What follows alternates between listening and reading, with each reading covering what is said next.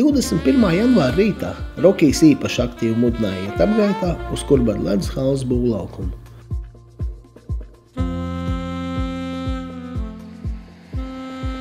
Man uzreiz kļuva skaidrs suņu puikas entuziasma iemesls. Kaukās delikatešu aromāts, kur nerātnais janvāra vējš atnes no būvlaukuma puses, liecināja tikai par vienu. Tiek svinētas pārsvētki, topošai Kurbada ledus hallē, un ar saviem pavārmākslas šedevriem pienācīgi atzīmēt šo notikumu ir ieradies Kaukās virtuves guru Afradins Alijevs. Tad mēs abi ar Rokiju Nasku devāmies uz objektu, kur kā vienu no pirmajiem viesiem satikām Evaldu Grabovski, kurš varētu pastāstīt par laiku, kad būvēja pirmos mākslīgā ledus laukumus Latvijā. Gaidījām mēs ar šausmīgu nepacietību, tāpēc, ka mākslīgais ledus tas bija kaut kas tā kā zinātniskā fantastika. Tad, kad mēs jau tā kā nopietni sākām kaut kā trenēties, mēs braucām uz Maskavu. Un vienīgais ledus Maskavā bija Sokoļņikos, atklātais ledus. Viņš tika izmantots 24 stundas dienā. Rīgas Daugavai bija ierādīts laiks toreiz. Mēs trenējāmies 4 līdz 5 no rīta, naktī. Un trenējās Daugava tādos apstākļos. Un tad tas jautājums tika cilāts par to, kad Rīgā vajadzētu mākslīgo ledu uzbūvēt. Daugavas stadions savā laikā bija uztaisīts pēc tāda principa. Bija tā kā bedre, apakšā bija laukums, tribīnes bija tā kā zemes līmenī. Un tas arī faktiski bija viss. Bet viņš bija atklātais, viņa eksploatācija varēja sākties tikai tad, kad ārā bija minimāla gaisa temperatūra. Jo tad, kad bija plusi, tad tur nepārtraukti bija virs ūdens. Un tad tādām gumijas šķūrēm visu ūdeni nostūm nost, varēja kādu brīdi slidot. Kamēr atkal radās ūdens, atkal nostūm ūdeni. Tādu laiku mēs pārdzīvojam. Kā celtniecība? Visu labi. Labi? Čudņiki, jā, čudņika. Augustā te aug zālīte un principā nekas šitāds nebija vēl izveidojies. Mēnesi vēlāk, nemaldos 21. septembris, mēs kapsulu šeit guldījām, kur bija tikai pamati ielikt. Tas bija kā vēstījums tā mūsu nākamajām paudzēm. Un šobrīd pagājušie 5 mēneši un beidzot šī ēka ir, teiksim, man ieguvusi tādu vizuālu formu, kad es varu pateikt, jā, beidzot tas sāk kaut ko atgādināt. Un jums, čaļi, kuri te pavada, teiksim, dienas skarbas, teiksim tā, kad snieg un viss pārējais, un es tikai abrīnoju, kā jūs to visu spējat uzbūvēt. Un par to, es domāju, mēs arī vēlamies pateikt jums paldies par jūsu ieguldījumu. Un projekta autoram vēlos pateikt paldies būvuzraugam Mārim, kurš ir mūsu uzmanīgās acis šeit un skatās, lai viss patiešām notika tik kvalitatīvi un kā mēs to esam iecerējuši. Tāpēc, izbaudīsim. Paldies jums! Pārsvērt celtniekiem pa godu. Vainags uzliks, čaļi priecājieties. Ēdiet, varbūt kobildu sākumā uztaisīt? Jā, uztaisīt kobildu. Droši nākam šeit.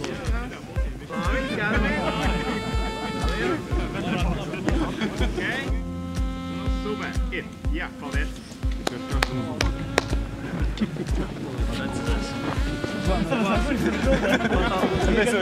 Tas tās par strojku? Ko par strojku? Augšā pūš, lejā nepūš. Kā tagad strojkā? Kas tagad jaunas notiek? Foršs nepūš vējš. Kāpēc nepūš? Silts ir. Patīkam augšā arī skrūvēt ir. Tu tā kā vairāk paaugšu dzīvoji? Nu jā, es tās konstrukcijas fermas saucamās liku kopā. Skrūvējām un visu. Pabeidzāt jau? Ir tādas mazas galu niansītas un pabeigts vispārībā kopsumā ir. Un kas tēt nākamais darbs, kas tā priekšā lielākais?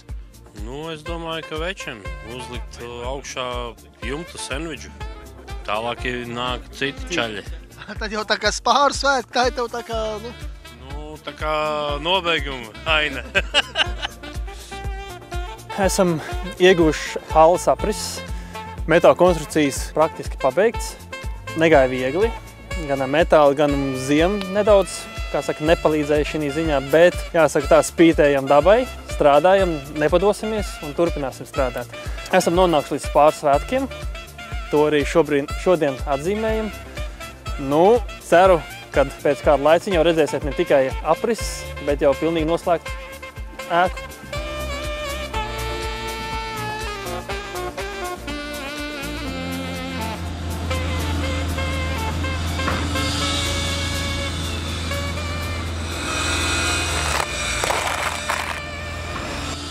Rokijs labprāt aizkavētos pie gardiem gaļas delikatesēm. Bet tomēr dosimies tālāk. Lūkot, ko īsti puiši šajā rumbulas klajumā ir paveikuši, un pa ceļam satiekam leģendām un varoņu teiksmām apvīto Ralfu Bukartu. Latvijas hokejā ir notikušas lielas pārmaiņas, sākot ar vispār Latvijas hokeja dzīves vadību. Beidzot to, kad hokeja klubs Sāgi palicis bez mājas vietas. Ja?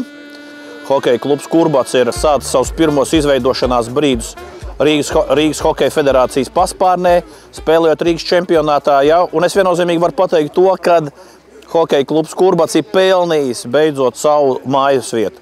Novēlu Andim lielo izturību, jo šobrīd nav ekonomiski labvēlīgākā situācija jaunu projektu attīstībai, un pacietību. Un viss nāks un viss būs. Galvenais, lai neaizmirst arī to, kad ir tomēr jādomā par bērniem. Es visu savu mūžu esmu iestājies par bērniem, ja, jo lielie spēlē, lielie viss ir, bet lielie ir vajadzīgi īstenībā tāpēc, lai attīstītos jaunas rezervas, augtu jauni talanti un jauni spēki. Pēc 10 gadiem, lai Kurbada hale būtu tikpat spoža, kāda viņa būs atklāšanas brīdī.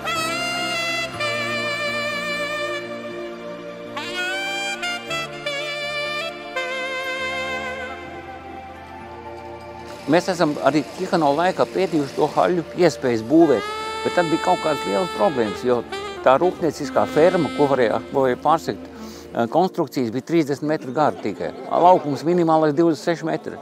Garums tas neierobežots. Ja?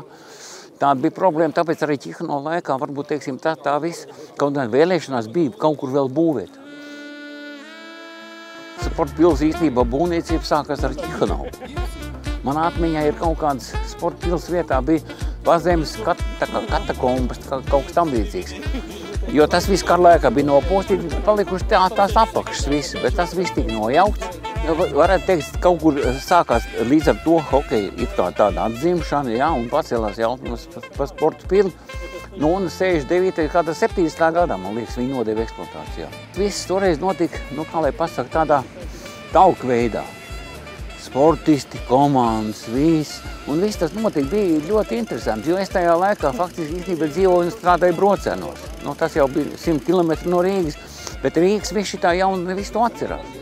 Un viss tas bija ļoti, ļoti interesanti un ļoti, nu, kā teikt, tāds mobilizējošs faktors.